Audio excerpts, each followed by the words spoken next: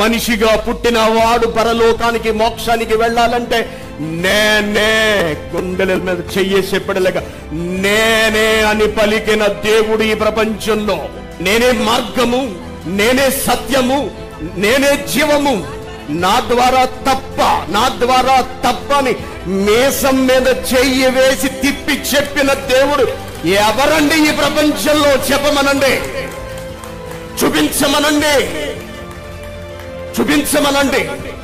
ఈ ప్రపంచ ప్రజలలో ఆయన నేల మీద ఈ భూమిపై ఆ దేశమని ఈ దేశమని కాకుండా, ఆ మతము ఈ మతం అని కాకుండా, ఆ మార్గము ఈ ధర్మము ఆ ధర్మము అని కాకుండా, ప్రపంచంలో పుట్టిన ఏ మనిషి అయినా సరే దేవుని దగ్గర శాశ్వతంగా జీవించాలి అంటే అటువంటి వ్యక్తి నమ్మవలసిన దేవుడు ఈ ప్రపంచంలో ఒకే ఒక్క దేవుడు, ఆయనే యేసుక్రీస్తు గారు. ఎందుకో తెలుసా?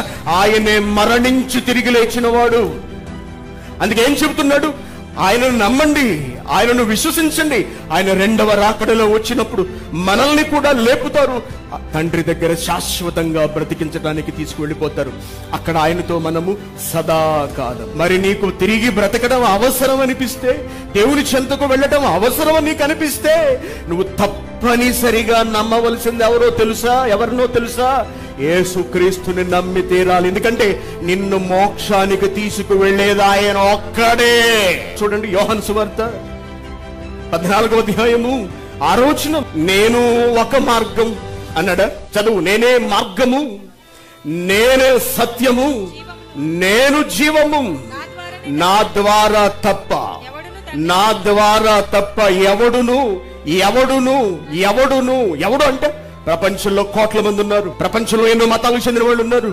ప్రపంచంలో ఎన్నో ధర్మాలకు చెందిన వాళ్ళు ఉన్నారు. వాళ్ళ నమ్మకాలు వాళ్ళకున్నాయి, వాళ్ళ ధర్మాలు వాళ్ళకున్నాయి, వాళ్ళ గ్రంథాలు వాళ్ళకున్నాయి, వాళ్ళ భక్తి వాళ్ళకుంది.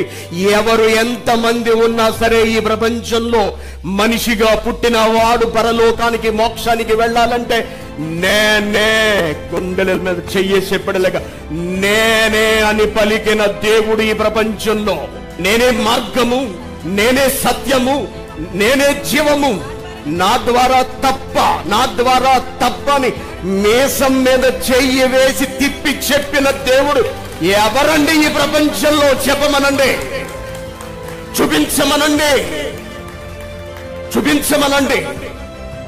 ఎందుకు చెబుతున్నారు క్రైస్తవులు వాక్యాన్ని? ఎందుకు ఈ సభలు, ఎందుకు ఈ సెమినార్లు, ఎందుకు రోడ్ల మీదకి వెళుతున్నారు? ఎందుకు వాళ్ళ చేత మాటలు పడుతున్నారు? ఎందుకు ఇన్ని దెబ్బలు తింటున్నారు? మన చర్చలు తగలబెట్టేశారు. ఎక్కడో మరొక చోట ఎక్కడో ఏదో ఘోరం జరిగింది. క్రైస్తవులను హింసిస్తున్నారు, చంపుతున్నారు. అయినప్పటికీ క్రైస్తవులు సువార్తను ప్రకటించుట ఆపట్లేదు. ఎందుకో తెలుసా? ప్రేమ, ప్రపంచ ప్రజలపై ప్రేమ. ప్రపంచ ప్రజలను రక్షించాలి. వాళ్ళు హైందవ సహోదరులైన, వాళ్ళు ఇస్లాం సహోదరులైన, వాళ్ళకి నిజం చెప్పాలి. అమ్మా, మీరు ప్రభువును నమ్ముకోండి. ఎందుకు నమ్ముకోవాలి? ఎందుకంటే ఆయన మరణించి తిరిగి లేచిన దేవుడు. ఆయన మరణించి తిరిగి లేచిన దేవుడు. మరణించి తిరిగి లేచిన వాడే నిన్ను తిరిగి లేపుతాడు. ఒక వ్యాక్సిన్ ప్రపంచమంతటికి అవసరం.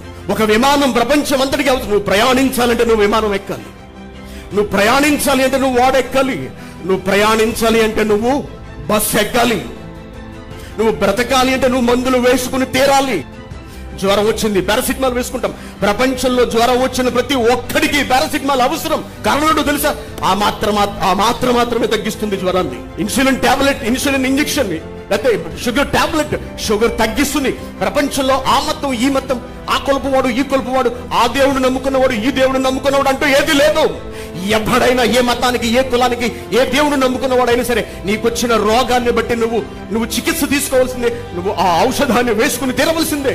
ప్రపంచ ప్రజలకు మోక్షం అందించాలి అంటే ఉన్న ఏకైక మార్గం, ఏ మతం వాడైనా సరే, ఏ దేవుడు నమ్ముకున్న వాడైనా సరే, ఏ దైవాన్ని నమ్మిన వాడైనా సరే, ఇది సత్యం, ఇది నిజం.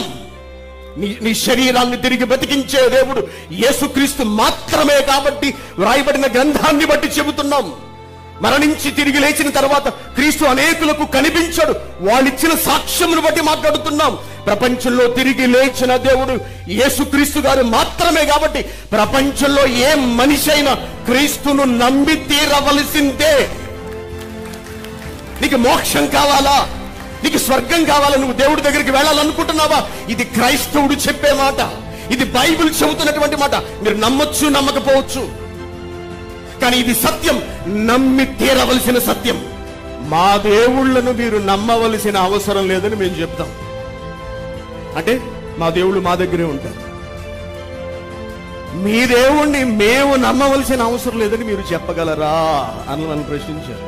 మాకెంతో మంది దేవుళ్ళు ఉన్నారు, దేవతలు ఉన్నారు, వాళ్ళని మీరు నమ్మాల్సిన అవసరం లేదు అని వాళ్ళు మనతో చెబుతున్నారు.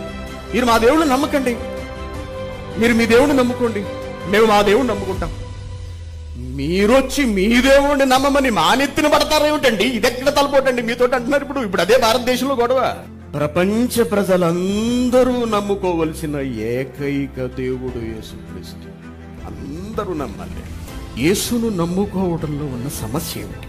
మీకు ఏం కానిది చెప్పాడు, మీకు ఏం అపకారం చేశాడు? క్రీస్తు మాటలలో మీకు బాధ కలిగించేది ఏముంది? మంచి చెబుతున్నాడు, నమ్మండి మీకు భవిష్యత్తు ఇస్తాను అంటున్నాడు. నేను తప్పు చేయమని చెప్పలేదే, మంచిగా బ్రతకమన్నాడు. ఆయన చెప్పిన మాటల్లో దీనిని బట్టి మేము దేవుణ్ణి నమ్ముకోవట్లేదు అనడానికి ఒక్క మాట చెప్పండి. యేసుక్రీస్తు గారు చేసిన బోధలలో ఇదిగో ఆయన చెప్పిన ఈ మాటను బట్టే మేము ఆయన నమ్ముకోవట్లేదు అని ఒక్క మాట చెప్పండి. చెప్పలేరండి ప్రపంచంలో. ఎందుకో తెలుసా? ఎవరిని బాధ పెట్టే మాట ఆయన ఎప్పుడు మాట్లాడలేదు. ఎందుకు మాట్లాడలేదు తెలుసా? ఆయన దేవుడు కాబట్టి ఎప్పుడు మాట్లాడలేదు. అందరినీ ప్రేమతో ఆహ్వానించాడు. ఆయన ఏమడిగాడండి? నా యందు విశ్వాసం ఉంచండి, సరిపోతుంది, మిగిలింది నేను చూసుకుంటాను. ఇంత భరోసా ఇచ్చిన దేవుడు ఎవరండి ఈ ప్రపంచంలో? ఇంత భరోసా, ఇంత నమ్మకాన్ని కలిగించిన దేవుడు ఎవరండి? మరణించి తిరిగి లేచి చూపించిన దేవుడు ఎవరండి ప్రపంచంలో? ఎవరున్నారు చెప్పండి? ప్రశ్నిస్తున్నావు చెప్పండి. మీ కొరకు నా ప్రాణం పెడుతున్నాను అని చెప్పిన దేవుడు ఎవరండి ప్రపంచంలో చెప్పండి. కోపం తరగట్లేదు, ఎవరిలో నమ్ముకున్న వాళ్ళ మీద కోపం లేదు. ప్రపంచంలో ప్రతి మనిషి విశ్వసించవలసిన దేవుడు యేసుక్రీస్తు.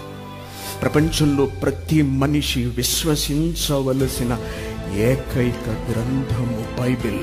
గర్వపడండి బైబిల్ కలిగి ఉన్నందుకు, గర్వపడండి బైబిల్ కలిగి ఉన్నందుకు, గర్వపడండి క్రైస్తవుడైనందుకు, గర్వపడండి ప్రభువును నమ్ముకున్నందుకు గర్వపడండి.